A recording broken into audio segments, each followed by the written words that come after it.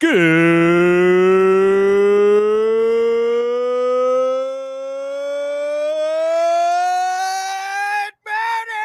Wrestling Inc. Get up, get going. Happy, what is it, Thursday? It's Thursday. It is Thursday. Happy Thursday. I hope you are thirsty for some pro wrestling punditry. It's me, your managing editor for WrestlingInc.com, Nick Hausman, joined here this Thursday by one of my favorite people to talk professional wrestling with. It is Paul Pratt, a.k.a. Pollo Del Mar. Paul, welcome back to the Wrestling Inc. Daily.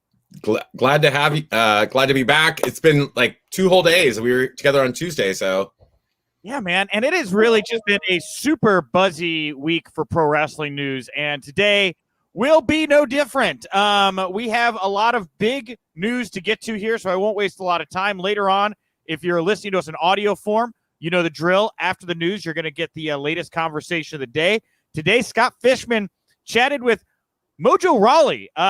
He is in the new G.I. Joe movie. He talks at length about that. There's a little talk about, his run in WWE. So Mojo Rawley here on the show here later today. And if you're watching us in video form, obviously, if you want that interview, you can go subscribe to the Wrestling Daily on your preferred podcast platform. Get the show in that fashion. Or tune in at 1 p.m. Eastern, noon Central, to watch that Mojo interview debut on the Wrestling Inc. YouTube channel. I see we're just popping here today with comments in the comment section. I'm just throwing them up on the screen. So the comment section is rolling. If you want to jump in that comment section for the Mojo Rawley interview, you can do that. And, of course, keep them coming all show long. Like I just did, we'll throw your comments up on the screen.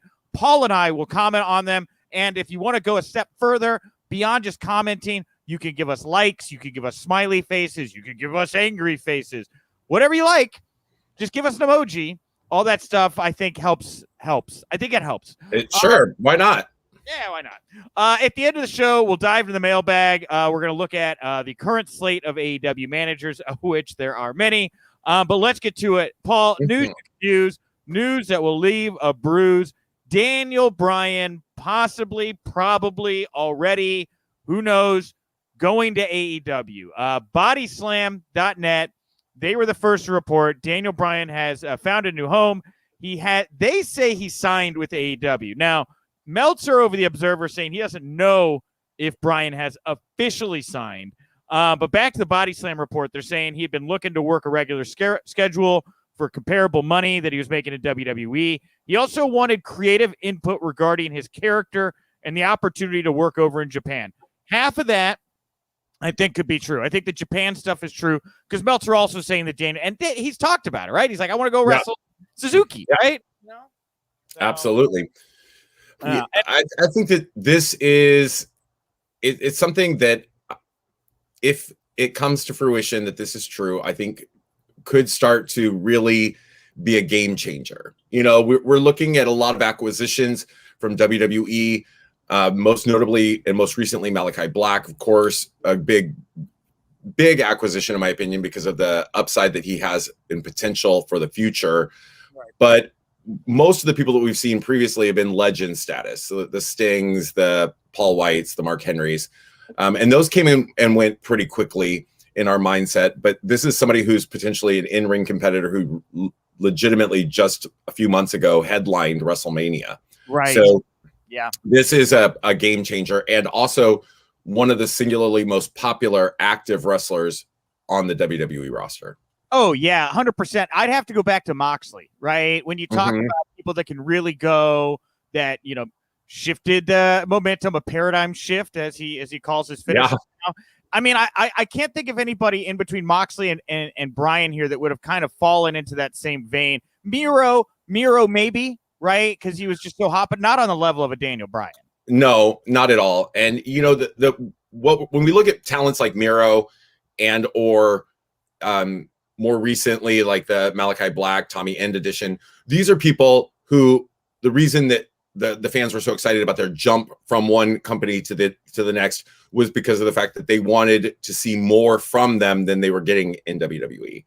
And so we wanted something to take them to that next level, to make them those bona fide superstars that I think many people who would be watching this or watching the television product would know that they are. Daniel Bryan is established. You know what I mean? This is a legitimate world champion contender, former multiple time world champion. and now he is jumping over at what could be the tail end of his career, but we know that he's still like in the prime of his ability to compete. So we want to see that final kind of run from him that he presumably would never get in WWE. Yeah, and Moxley, I guess, kind of I would put in that same cat, right? Because like Moxley, I would say, was like in his career was like a little before where Bryan's at. You know, give him another 5 years and he'd be at that.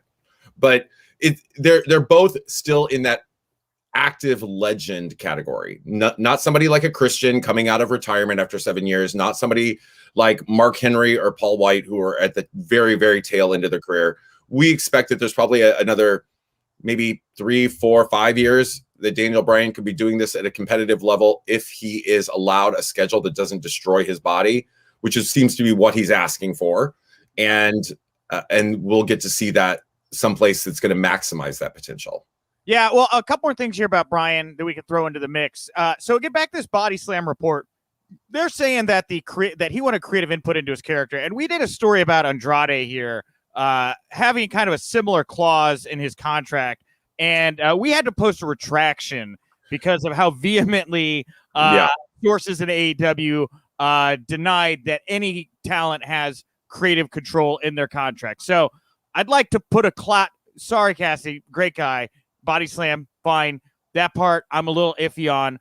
But they went on to say in a follow-up that Daniel Bryan's AEW debut scheduled for the September 22nd edition of Dynamite called Grand Slam. Now that's going to be the show at Arthur Ashe Stadium in Queens, marking AEW's first show in New York, their second in the tri-state area following the Dynamite in Newark, New Jersey the week prior.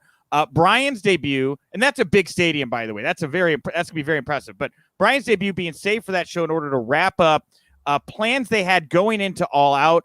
However, the caveat here, they further noted that plans could change. Great tease. Citing reports that AEW's talks with CM Punk as potentially affecting the Bryan plans, either moving them up or moving them back. And that was largely the conversation we had yesterday. Daniel Bryan, we had seen a little bit, he was getting pulled from licensing deals by WWE, which was a big tell. All was not well. But yesterday was all CM Punk AEW stuff. Today, man, what a 24 hours. Now it's Daniel Bryan to AEW. How does that CM Punk factor affect all of this? Again, I'm just going to go back to the previous conversations that you and I have had. The more people that AEW acquires from WWE that are going to take those prime like real estate spots at the top of the card, the farther every single person who's actively in AEW right now is just falling down the scale. We're looking at the prospect, for example, of Hangman Adam Page versus Kenny Omega being like, it has the potential to be this explosive feud that would be centered around 2 AEW talents. But the more they bring in people, the more that these big, huge names potentially even get teased, the farther the level of interest for that goes, because people automatically go to that place of, I want to see Daniel Bryan versus Kenny Omega. I want to see CM Punk versus Kenny Omega. I want to see, obviously, Cody Rhodes against all of them, because everybody has to go through Cody when they come in. Right. So, this is a scenario where homegrown talent is going to start. I think we're going to soon reach a point where people who are in AEW are looking to go somewhere else to get the opportunities that they're just not going to get at home because they constantly get overlooked. I'm trying to think of like historical things to base this on as precedent. I think Hulk Hogan, Randy Savage moving in not too long period of time to WCW is maybe something to kind of point at. Hogan was there, and then a couple months later, Macho made the leap. Now, again, they were at different points in their career. I think Punk would maybe you could probably put into that category, but Daniel Bryan a little bit hotter. But those are two big names that came in, and you did start to see a shift in kind of WCW's roster and management at that time, where the whole company started to transform around new top characters. I don't know if that's anything we can compare it off or against to right now with AEW. Well, I look at the fact that it started before that. It started with Sean with Scott Hall and Kevin Nash coming over. They came over first. Right. And those were two people that would be in that category. They were at the peak of their career. They were really at the height of their popularity in their career, and things started to shift to surround them. And then we started to see this mass accumulation of other people just jumping and jumping and jumping over. You know, it's very clear in a lot of ways that AEW is trying to replicate WCW or NWA.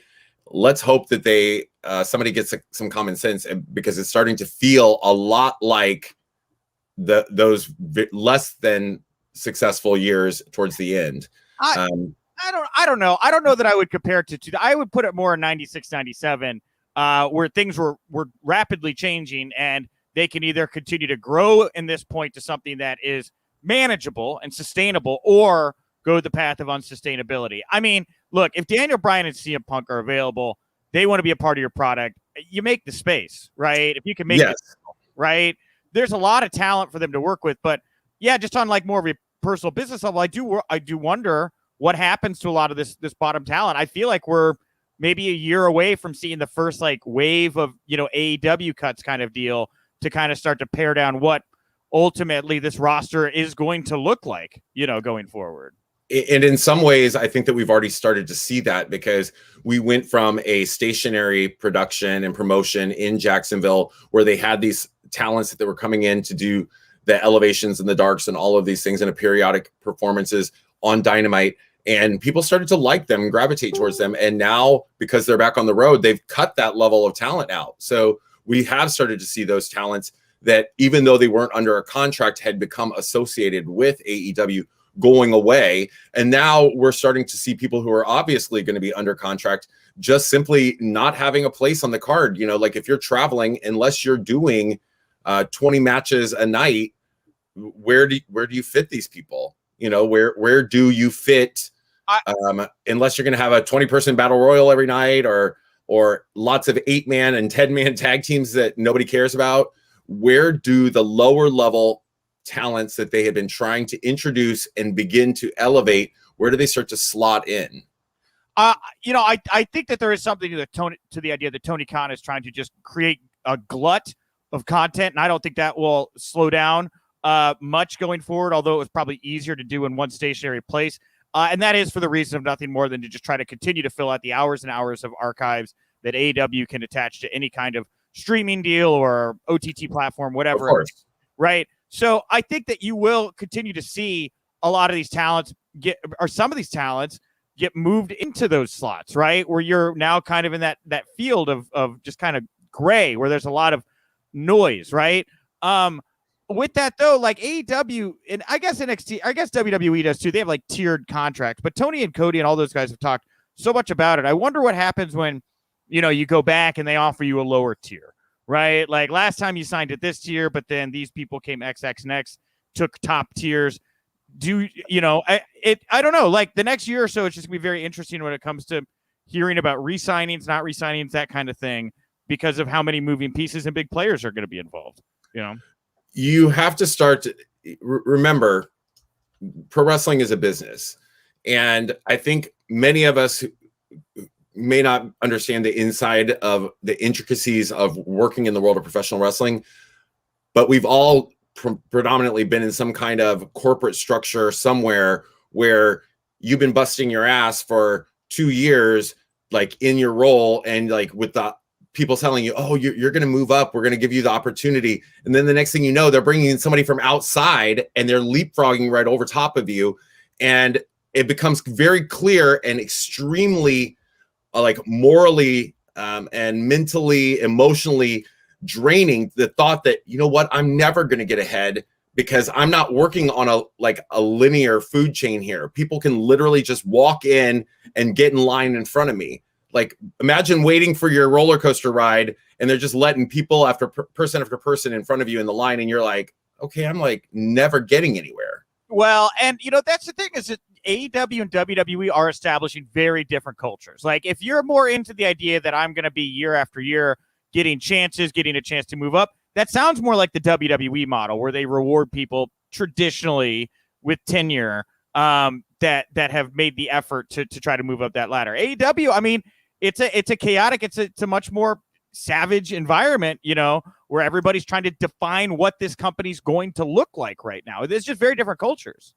Yeah, I think that also, if you're a homegrown AEW talent, I don't. This is a sad thing to say because I'm a big fan of AEW, and I'm a fan of all wrestling, but AEW is hyper focused on WWE. I've said it repeatedly. Like, it's the truth. So if you are a homegrown talent, that's fantastic.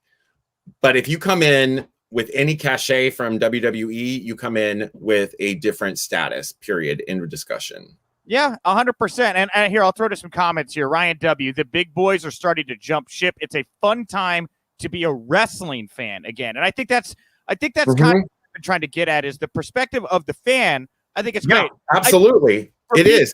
For people inside of it, I think we've kind of gone down the path more of like what it's got to be like to be in that locker room at this moment, you know? Yeah, that's where my head is at, because of the fact that I think that,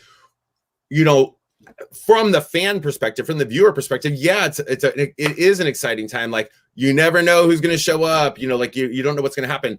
But one of the things I think that the wrestling world rallied around AEW because of was the idea that they were treating these wrestlers differently, and they were giving them opportunities that they would not get elsewhere. Or, like there was this unlimited sort of option that people that we've loved on the independents are going to come in and get to like move up into these roles.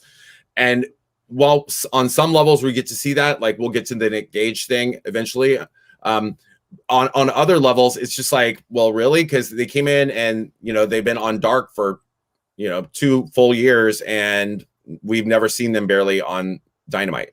Right. Yeah. And it's very different universes too. That's why I say, like, I called it the gray zone or whatever. But there's just a bunch of noise over here. You get the kind of recaps across the bottom of the screen. The meat and potatoes of what is driving AEW's business and popularity is what's happening on Dynamite week in and week out. Right? And we'll see when they go and they expand onto Friday nights with their new show. We'll see if that changes things, or is that just going to be an extension of what we're already seeing, another opportunity for those to play out? Are we going to get to see additional talent, or is it just an extra hour to fill of the same people? Tony has said that it is going to be different than Dynamite. It's going to, there will be crossover, but it's going to have its own stories that play out over on Rampage. And I'm optimistic that Me too. And he's usually pretty blunt about what he's going to do. And then he does it, for better or worse. But he is, very blunt about his intentions with things like that. Let's be optimistic, yes.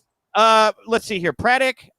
We have lapsed fans are going to be watching AEW and CM Punk and Daniel Bryan return. Certainly is going to bring a lot of attention. Absolutely. We have Eric Busco, who I believe is the Bus Cat over on Twitter, and thank you for regularly tweeting us, saying, all I want for my birthday today is to see Bryan Danielson and CM Punk get signed to AEW. Well, Eric, happy birthday. Happy birthday, Eric. You get the cowbell. More cowbell. You like that? I have a cowbell on my desk now. I don't understand. I don't understand it, but sure, why not? You know who loves the cowbell? Liz. Cows. Well, cows do love the cowbell. Willow hates it. Let's see. Daniel Price, I'm going to laugh my balls off at Punk's big return to the ring is the fact he's a cast member on heels. Oh, wow. Let's see. Alonzo, AEW, basically the new WCW, because they have taken so many former WWE superstars. They're all traitors. Come on, Alonzo. Come on. What makes him a traitor? Like, I do understand the concept, and I'm not like bashing anybody for saying that, but the reality of professional wrestling is these are talents, all of whom recognize they have a shelf life in this industry. You're an active athlete, and you have a shelf life, which means that you can compete at your highest level for a set number of years. If you are not getting an opportunity one place, there is nothing that states that you should not. In fact, it's encouraged if you go somewhere that's going to better utilize your talent. I would think that to be true of anybody in any industry. If you, for example, think about it in a different capacity, like, my buddy worked for 5 years at a bar as a barback, and they would never promote him to be a bartender. And being a bartender is where the money is. You know what I mean? So he left. It didn't make him a traitor. It's like, dude, I was here for 5 years. What more do you need from me? Yeah. So, yeah, it's business. It's just business. Fans, they take it so personally now these days, right? They really do. One thing I wanted to say about the Daniel Bryan stuff before we move on, and the next story kind of ties to Daniel Bryan too anyway, but if you know the Bella's return, right? Possibly to WWE. I mean, Brie, obviously, I would think if she wanted to do anything, maybe want to do it with her husband. I mean, Nikki, she's not locked down to the top guy, John Cena, right? She's doing her own thing over there. I just, the passing thought that like the Bellas could show up in AEW, right? Or maybe just Brie, but they're a unit. They usually travel together. But the Bellas showing up in AEW, I of the mind that there would be a lot of AEW fans that ragged the Bellas at WWE that would say this is a huge get for AEW if they were able to snag up the Bellas and have them play in their sandbox. I think it would be a huge get. It would absolutely be a huge get. Do I think it would be a huge talent get? No, not at all. Do I think it's a huge name recognition get? Yes. I look at with all due respect to their in-ring careers, which I was never particularly a fan of ever. They are at a minimum reality television stars at this point, and very well acknowledged and well loved by the world of professional wrestling. So therefore, associating their names with AEW, it would be a huge get. It'd be gigantic. And like Brie never, I think, got it as much. I think Nikki actually towards the end, right before she unfortunately went down with injury, was actually starting to kind of put the pieces together. I don't know if it was because she had John in her ear every day saying, hey, let stuff breathe, get a little tighter in this. But I thought Nikki was actually starting to show some improvement. I would be down to see what Brie in Daniel's corner and Nikki's corner, and Nikki let her go out there and see if she could do it. I mean, if she goes out there and impresses like Ariana Andrew did, and like they didn't do anything with her, by the way. Nope. I would be compelled. I think there would be something to that. Maybe it's just me on my island, I'm not interested in seeing them in the ring, but then again, anything that would help to build out and or improve or gain more time, even than we've already seen for the women's division, I'm for. Oh, hey, Dave Langer here saying the Bellas would be good for Cody and Brandy's show, and that's true. That's really true. And not just on screen, but like behind the scenes, I think they would probably be really good at just whispering good advice and ideas for, plot points and things like that. So, I mean, I think it would be.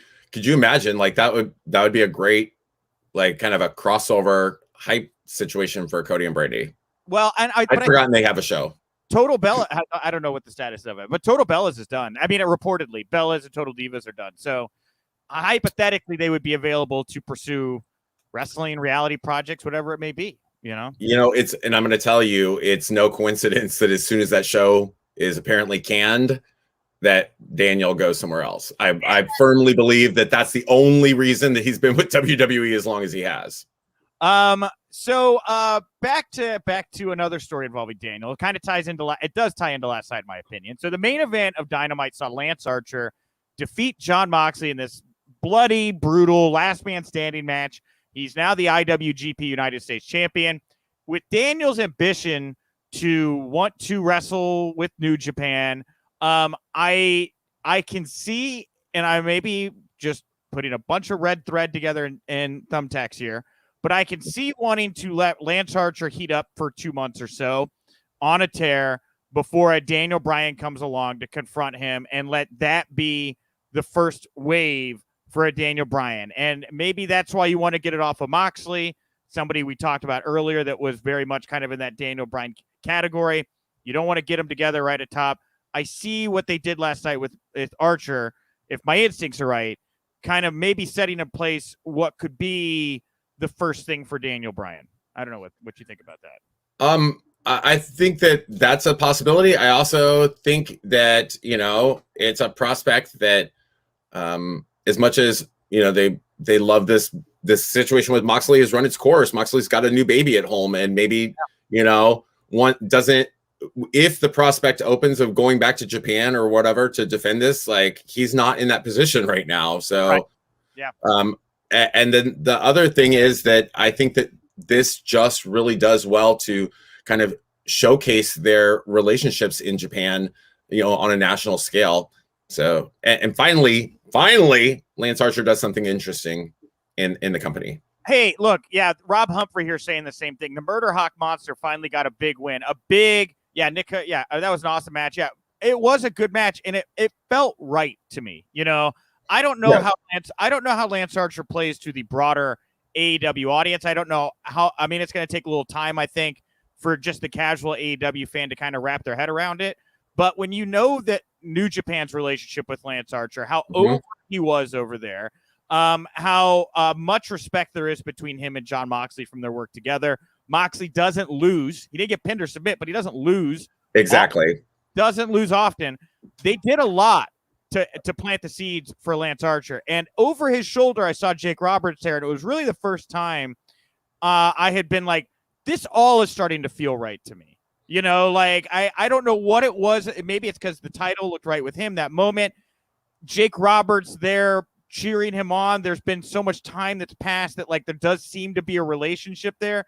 I just thought it was a really strong moment for Lance Archer there at the end. And the idea of a babyface Daniel Bryan coming in to stop this monster and his maniacal old man friend, that's a playful idea in my mind, Right. Well, I mean, I think that if you're going to move him if he wants to be working in Japan, this is a great opportunity for it. You can showcase that on AEW, and that relationship is now well established. I thought that this was one of the few times that Lance Archer has felt like he's had any point in AEW.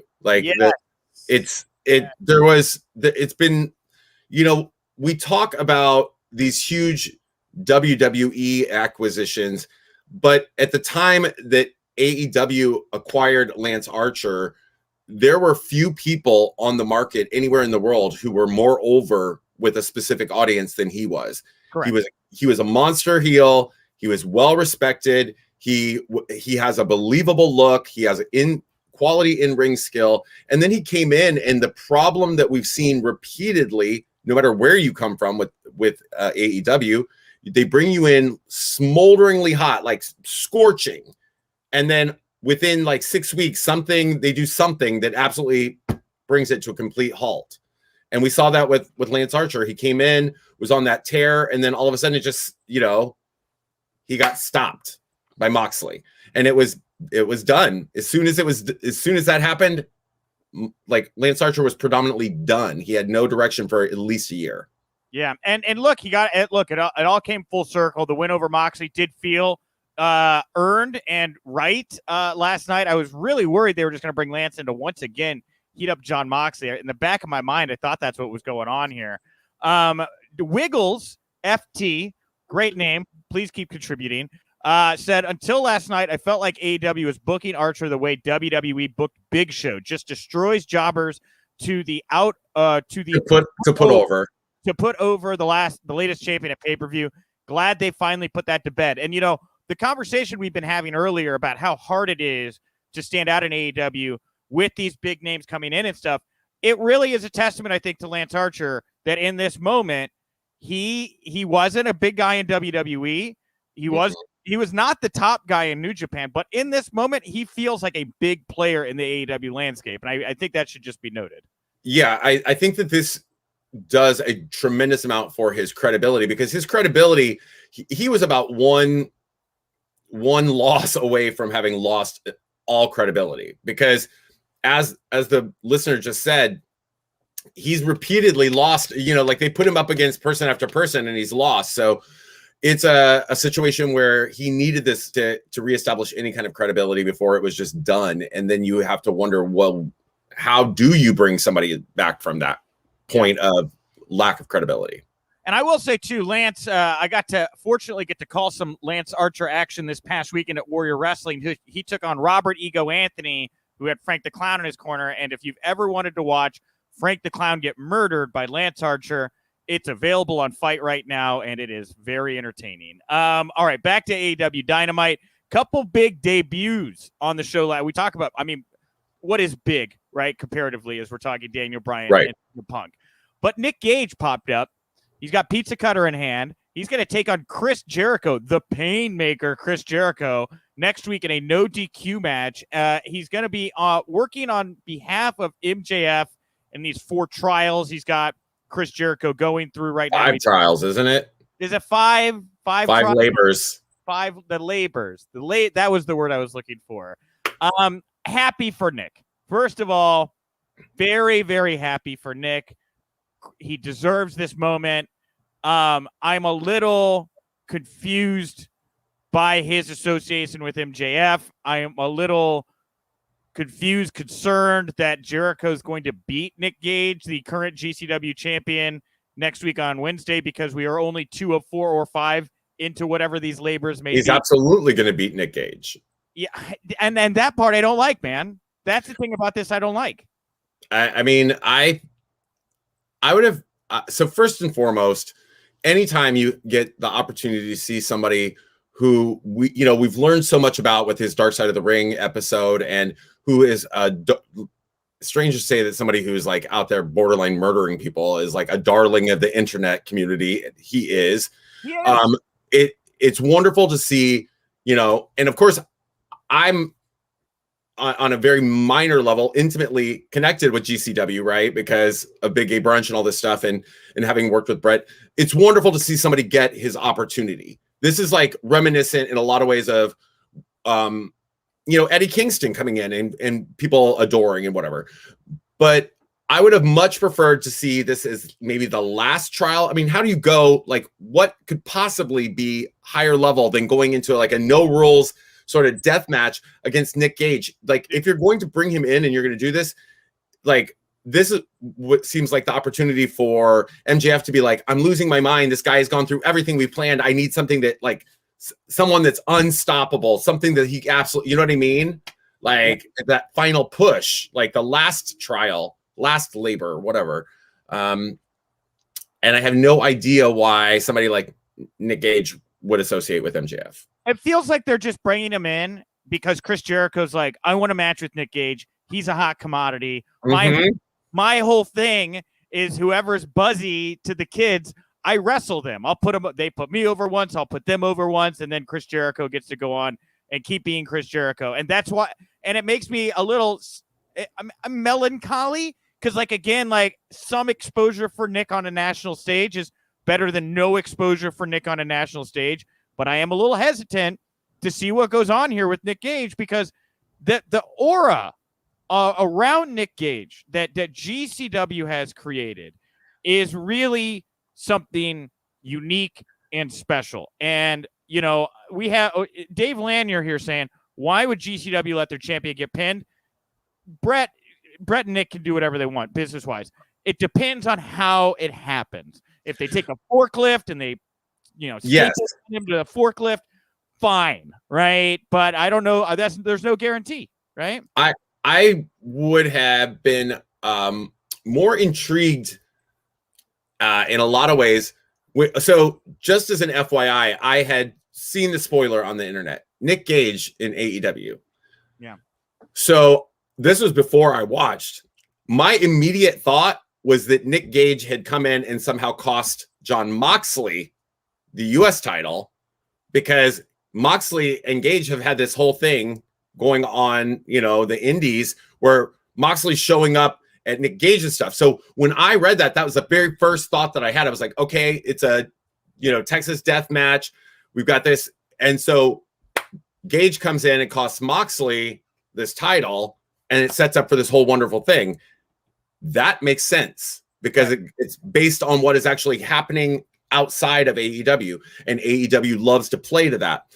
Now, how did, trying to explain why, I don't know. I like in some ways I'm like trying to find something to compare this to. And I feel like it would be if back in the day, the Four Horsemen set up some kind of like gauntlet like this for Dusty Rhodes or whomever to get to Ric Flair. And then they randomly, it's Act 2, instead of having him go through the other horsemen, brought in Abdullah the Butcher. Like, you know what I mean? Like this kind of like mythological type of creature. And it wasn't the final test. Yeah, well, and here's the twist too. This from Rocky Baya here. I want to see Nick Gage rob MJF, and I don't know if that's what I'm going to say is what you meant, Rocky, but the idea that him and Gage are involved in this match.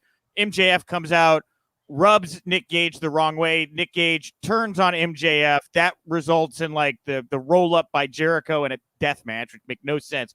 But I do in my mind, if they are going to go the route of Gage turning on MJF next week somehow, doesn't give a shit about Chris Jericho's life one way or another as well, and he gets that big pop. He got one over on Jericho. He still lost somehow, but he also gets to beat up and bloody MJF on the way out the door. I see it. I don't know how you get there, but I see the pieces in my head, And I can assure you this, if Nick Gage robs MJF, he will not wear a mask. The other debut last night, Chavo Guerrero. He's now the executive consultant for Andrade El Idolo, replacing Vicky Guerrero. What'd you think? One more manager to the mix. I like Chavo. I like Chavo. Chavo is not, in my mind, a legendary talker. He doesn't cut the best promos, in my opinion. So having him come out, I thought he did okay, but I get it, because actually Andrade needs a mouthpiece, right? He needs a mouthpiece. That's where he's held back. And that's why, for example, Zelina was so great for him. But at the same time, I'm just a little bit, it's hard for me to imagine I'm about to say this, Nick, because 2 years ago, 3 years ago, 4 years ago, 5 years ago, I was like, we need more managers. We need more managers. As a kid, I grew up, and managers to me were the superstars, bigger than most of the wrestlers. Yeah. I idolized the managers, which is thusly why my career, as her, like my other alter Shigo, has gone in that direction, because I love that. AEW has taken something that I loved and given me so much of it. It's like force feeding you donuts until you're just like ready to vomit. It's that opening scene from the movie Seven where you've got the big bowl of pasta till you explode. Yeah. It's like you are giving me way too much of a good thing, and it's not a good thing anymore. Yeah, I sadly felt similarly, where I'm just kind of losing track too. Like when I'm thinking more about who's managing who, the wrestlers kind of seem to fade a little bit away in circumstances. But I will say, I like Chavo a lot. Chavo's a really good guy. He's been great to me, and he was great to me. I interviewed him as well, and great to me. But he's got real Hollywood experience. He's won Emmys for his work on Glow and stuff, and so I see value in Chavo. And like if it's just him and Andrade in the back, kind of like I think Jake Roberts, like I said earlier with Lance Archer, I kind of last night for the first time was like, Jake isn't really doing much, but he is there. And when he does things, for Lance, it kind of makes sense at this point. So I'll give it a chance to grow. But yes, and that's why we're going to get into the mailbag and talk more about managers, because I had a similar thought, Paul, where I was just like, wow, we have a lot of managers in AEW right now. It's AEW. So completely tangentially, NWA is doing their Champions series, right? Where they got like a legend and a champion, and they're partnered up, and they've chosen this team, and it's this whole setup on NWA's television right now.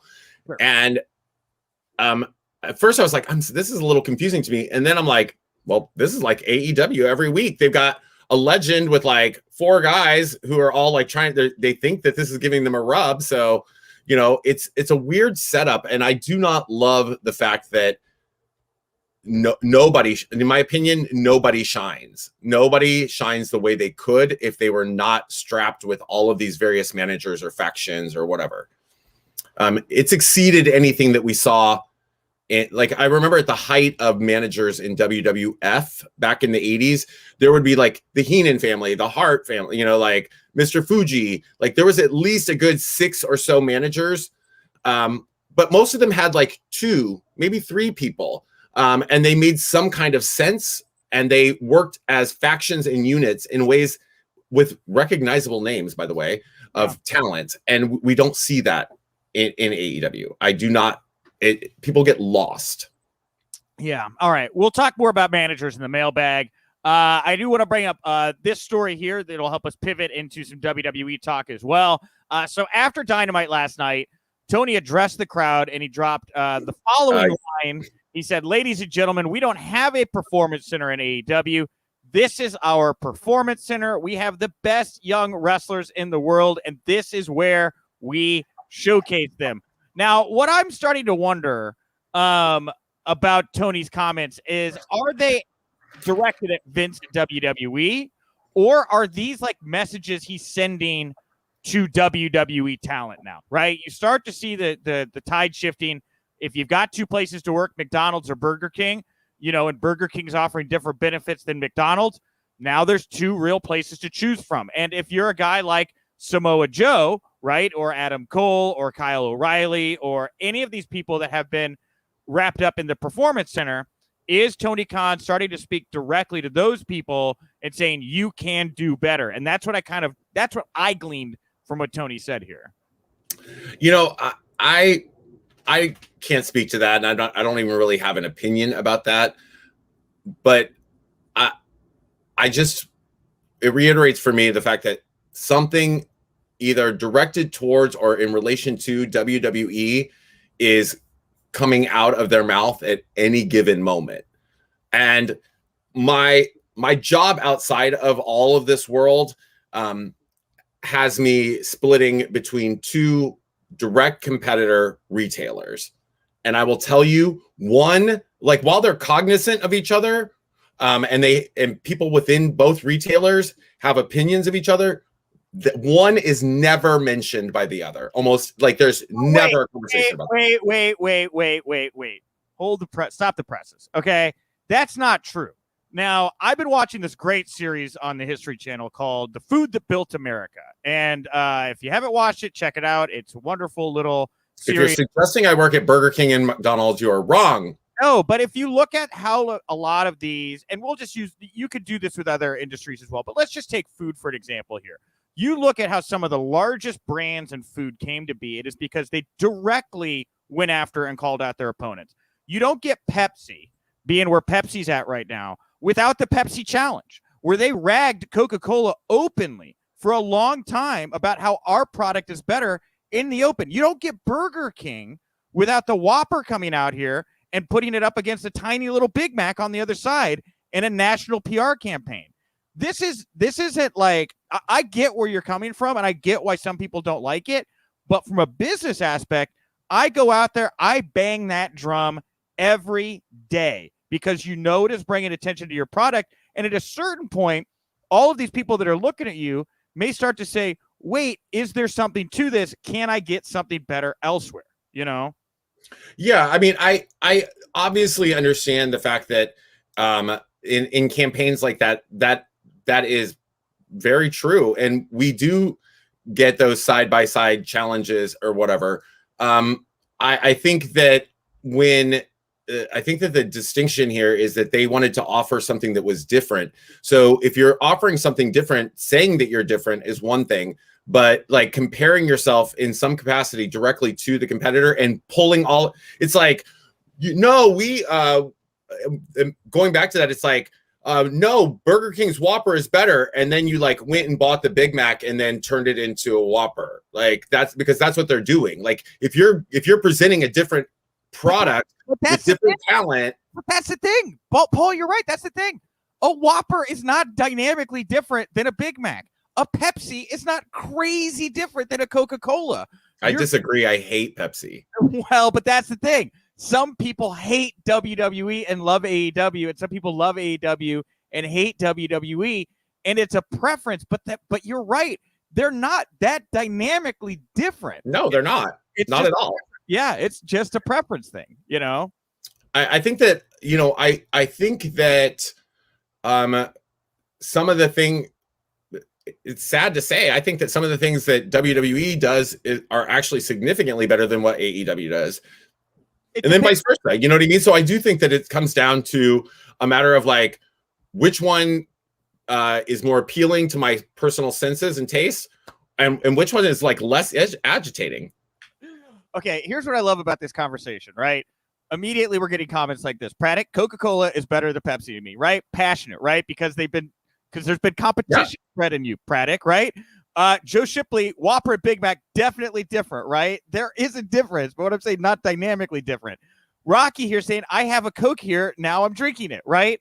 Because like they want you to pick a side. Like that's the point of the head-to-head, to say there's a choice that you get to make. And when you have made that choice, you are now emotionally attached to that choice. For the listeners out there, Coke is definitely better than Pepsi, but the Pepsi sub-products like Mountain Dew and Dr. Pepper are definitely better than anything Coke has. All right, and Dina Garofalo here saying RC Cola. And look, no RC Cola. You're a Ring of Honor fan, obviously, here, right? You've gone off script. All right, now before I get to the super chat here, which I will read just a second, low-key, because it's a very good thought. It follows up on what I was saying earlier about who is Tony Khan speaking to with comments like the Performance Center, because our good friend John Alba, he said that WWE still internally views NXT as a developmental brand instead of as a third major brand. Obviously. NXT airing weekly on the USA Network. Loki07 here saying, what I heard when Tony spoke, Adam Cole, please be all in. We got your girlfriend more over than you. And that line about we don't have a performance center, everybody here is the best at what they do, I think is an absolute invitation to anybody who feels trapped in NXT purgatory right now because of what happened on Monday night with Cross and because of reports like we're reading right now about with John Alba. Yeah, I mean, I definitely would say that when you work for a company that very obviously disregards the brand that you are on, and you begin to feel like an NXT lifer, right. I would see nothing wrong with that as in terms of as a fan, because those people are incredible talents, and that show is better than either of their other shows, in my opinion.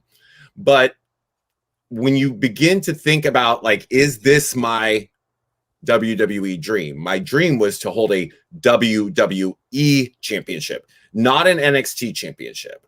Like, or do I get to go somewhere else, And the fact is that somebody like an Adam Cole, if that, as the listener said, Adam Cole would be 100% a world champion in any company he went to. Yeah, I believe that. Or if not, there would have to be such a glut of talent at the top, like what we're seeing right now in AEW, where there's like this got to be soon a bottlenecking of people to like you can't get past. But I think Adam Cole would be even in that conversation, because I think that Adam Cole is at the absolute peak of his career. And yeah. Yeah, no, I agree with you. And I don't know what Adam Cole's contract status is. Like, that's the thing, is it's all like we're just at a point now where everybody's just randomly speculating about everybody because everything seems to be in such disarray at the moment. So interesting time. And as a follow-up on that about how you would feel being an NXT talent, WWE taped 2 weeks worth of NXT shows on Wednesday or yesterday due to the Olympics, which are going to be airing on USA. So they'll be on Sci-Fi for the next 2 weeks. So I guess they're pre-taping it. We're not going to get into the spoilers because I think there's a fair amount of you watching that would really be pissed off by that. But if you want to know what's going to happen, that is available over on Wrestling Inc. Now, what I will say coming out of these tapings is that there was a segment on the August 3rd episode that's going to air that had to be reshot. This episode was filmed on Wednesday, 2 days after Cross was beat by Jeff Hardy. Bodyslam.net saying Cross was showered with chants of Hardy from the moment he entered the arena. Now, you got to remember, on Tuesday night, they kept him backstage, right? They didn't really bring him out in front of the fans. Now, Cross's segment involved a brief promo on Samoa Joe. Joe ran in. Cross escaped. The segment was so taken over by Hardy chants that they reshot the entire thing at the end of the tapings.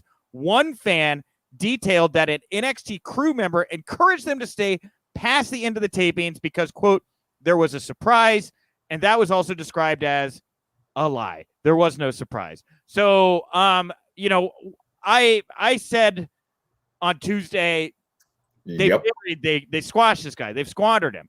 And, they're trying to live in these two universes where Cross can exist in NXT as this badass that's competition to Samoa Joe, but then Vince is going to batter him on Monday nights for whatever it may be. WTF, man. I'm at a loss. I'm at a total loss. So am I, because I think, if I had to think about my favorite current superstar in WWE, it would be Karrion Kross. And I've been a fan of Karrion, Killer Kross, and Scarlett since they jumped ship from Impact. I've loved everything that they've done with them in NXT. And I think that there's no way you can be an NXT fan, I think, and watch Monday's show. We said this already. You can't watch Monday's Raw and see Keith Lee and Karrion Kross get this kind of treatment without being utterly disheartened and kind of disgusted. Like, what the hell are you thinking? Yeah. Like, what are you thinking? These are two people that the world collectively expected tremendous things from, and you've screwed both of them so badly. Yeah, 100%. I'm as interested as anyone to see how Karrion Kross gets booked this Monday night on Raw. Do they let him come out and beat the tar to Jeff Hardy, or do we see an encore of Symphony of Destruction where Jeff Hardy batters Karrion Kross about with like a keyboard or something like that?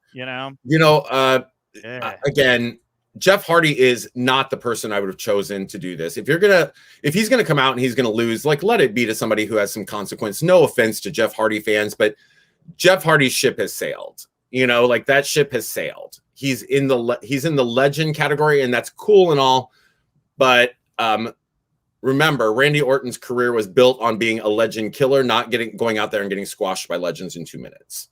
Yeah. So lastly here, before we get to Mojo Rally, if you're in audio form, and then real quickly at the end, we're gonna dive in the mailbag, couple minutes, and then of course at 1 p.m. Eastern, noon Central, the Mojo Rally interview with Scott Fishman will debut. So jump from this directly to that. These are going to go right up against each other. But lastly here, former WWE star Aiden English took to Twitter to announce he's going to be using a new in-ring name for all his bookings. He'd previously taken bookings under the name of Matt Morris. Wah, wah, that's kind of boring. Ultimately, now he's settled on the Drama King, Matthew Ranwolt, which is also his legal name, the Drama King. I actually kind of like that. I think that's been his Twitter handle for a while now. So I think that it well suits him, and it's smart. If you can use your real name, that's something that nobody can take from you.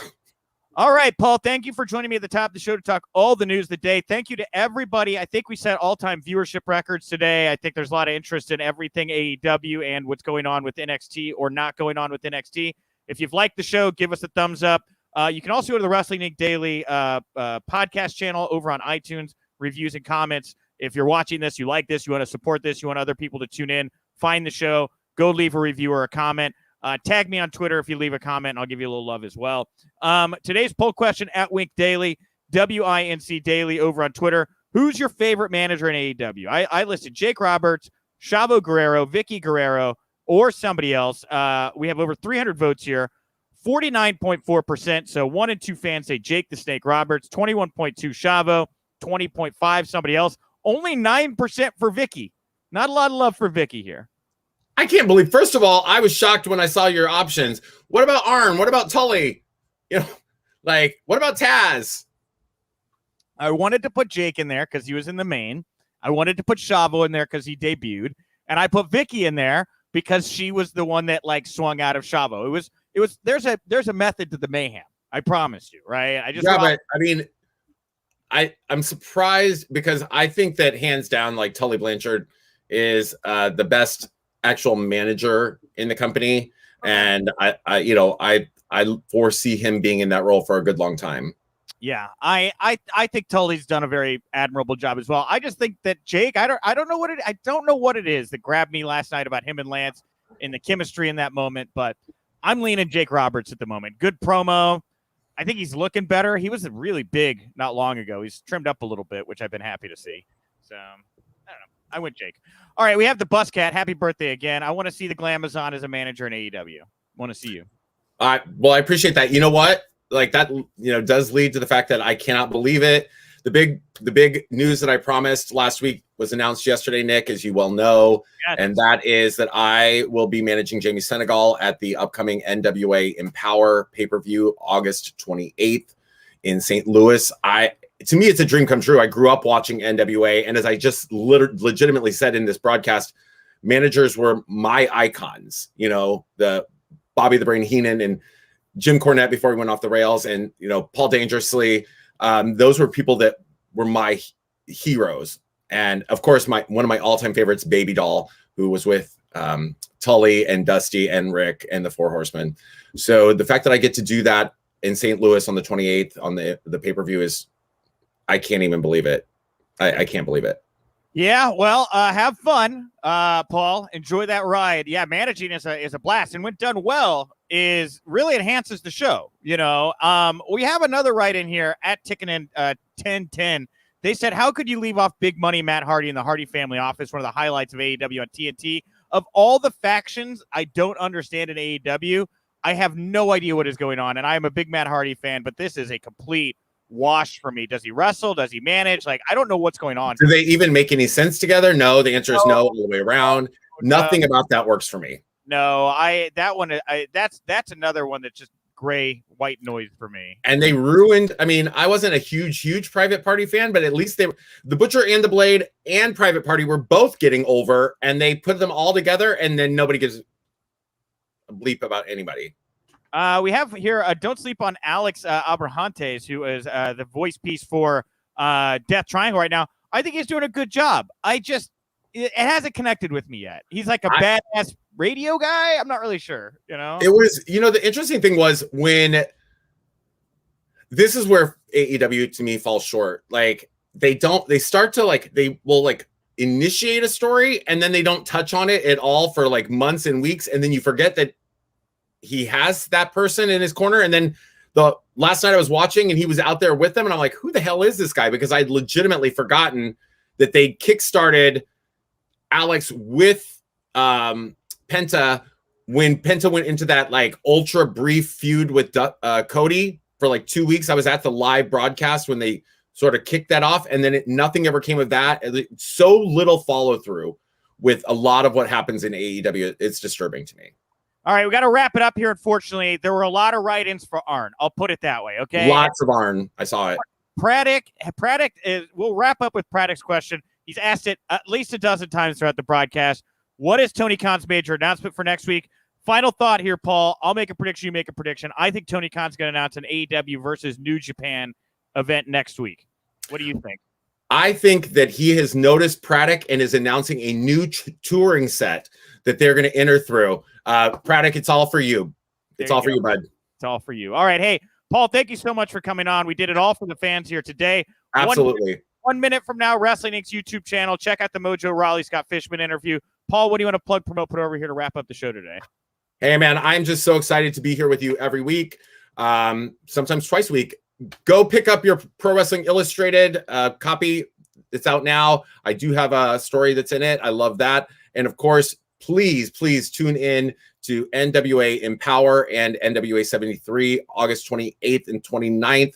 We're going to be live from St. Louis. Cool. All right, everybody. And I am Nick_Hausman over on Twitter. Thank you all so much for tuning in. A brand new episode of Pro Wrestling for Life with me and Sean Waltman, Kaz XL, Ryan Satin out now. I'll talk to you tomorrow. And remember, if you winked,